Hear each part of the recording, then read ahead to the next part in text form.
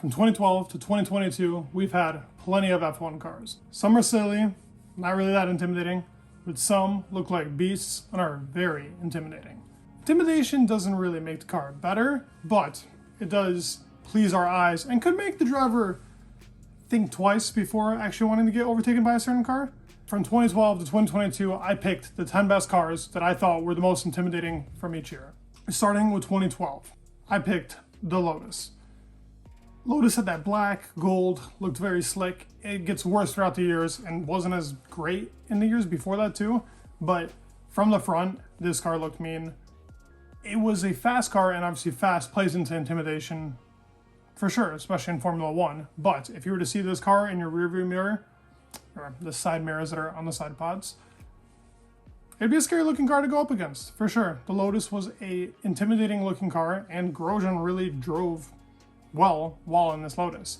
The highlight they probably had in this year was Singapore, where they got close in lap times in qualifying, but Vettel had one lap there and smoked them. It would be easy for this list if I picked the fastest car for each year, but that isn't true to what I think makes a car intimidating. It's more of the look and whether or not you would be actually frightened by seeing it behind you, if you get what I'm saying. For 2013, I did go with the Red Bull. I mean, it was unstoppable this year. It was an intimidating car to go up against. You knew if this was behind you, you were getting passed. 2013 added the Infinity onto the side of it. It made the car look just that much richer than it used to look, so I gotta give it to the 2013 Red Bull. Definitely the most intimidating car of 2013 through its speed and design. Really, its design was awesome. For 2014, I went with a car that wasn't that fast, but it looked amazing. It genuinely looked so great from the front, and the picture I'm about to pop up on the screen. Oh man, this McLaren looked so awesome. I wish it performed as good as it looked, because it was super slick, and this looks like a car that you would be intimidated from coming from the back. Oh, a beauty, a genuine beauty, and one of my actual favorite liveries that I've seen on a car, just because of the body of the car as well. It just fits so well. Sad that this car wasn't as great as it looked. Yet again, going with a car that wasn't the fastest on the grid, I decided to choose for 2015, the Force India. Force India had a lot of great liveries. Some looked kind of goofy and silly though, to be fair. But this one looked mean. It looked mean, and it was an okay year for Force India, I might add. It was an okay year. They were good. The car was good, but seeing this behind you definitely could raise a couple of hairs. Definitely could be intimidating. It was a good looking car, and definitely a car that I would say was a top dog for 2015 in most intimidating cars. Now for 2016, the car and the actual livery itself make this thing look like a beast. It performed like a beast, and it's probably the most dominant car that we've ever seen in Formula 1. The 2016 W07 Mercedes. This car, if it was behind you, you were getting overtaken 90% of the time. The only race they did not win was the one where they both crashed it.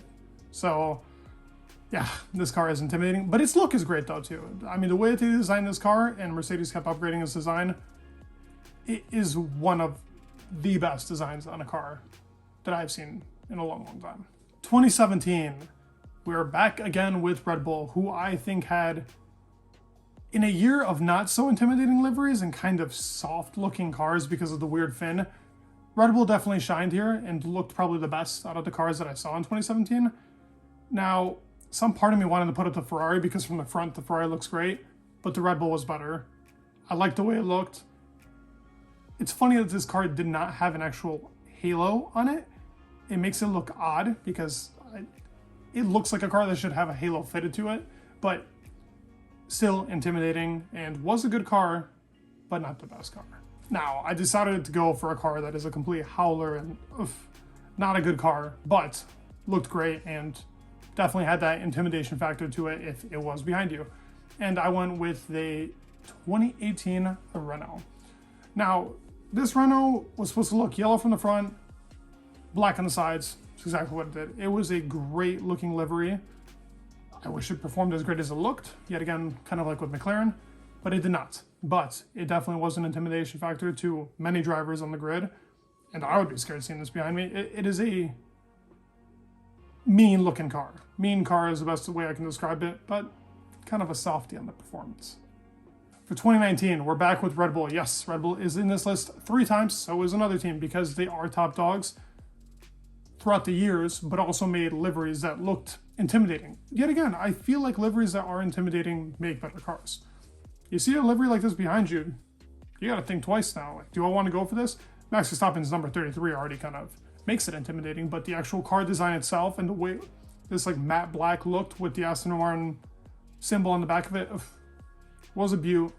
Definitely up there for probably one of the most intimidating. The next year, though, is the livery that I think is the most intimidating and genuinely scared competitors consistently throughout the year. So for 2020, the car that I think is the most intimidating and the best looking out of this list is the W11 2020 Mercedes.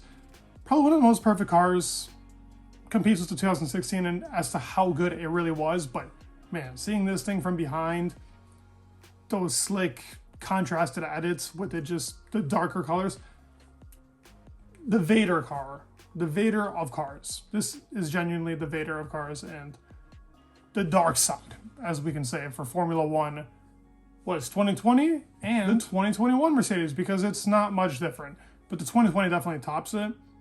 2021 didn't have that many cars that I would say were that scary to look at from behind.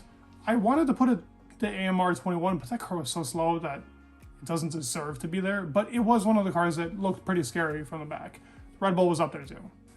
Last on the list, I decided to put in the 2022 Ferrari, the thumbnail picture that you got.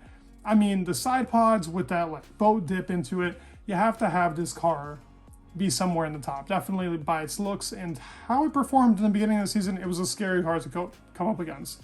And throughout the whole entire year, probably anybody in the midfield and most of the competitors at the top, it's a scary looking car from the back. Definitely would be a couple of glances be like, oh god, this is coming. It is a good looking car. It is also a intimidating looking car. Definitely higher up. I'd probably put in the top 5 out of these 10 that I picked. Now, at the end of this video, I wanted to tell you guys which I think was the best, and I said the 2020, but definitely a close rivalry with the 2014 McLaren. I feel like those are the most intimidating cars, just by the sheer look of how they look.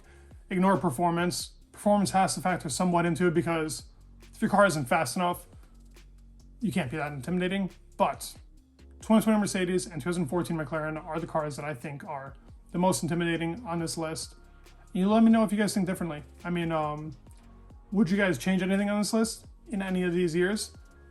And should I do the most least looking intimidating liveries, if that makes sense, for another video? So, the goofy, silly cars.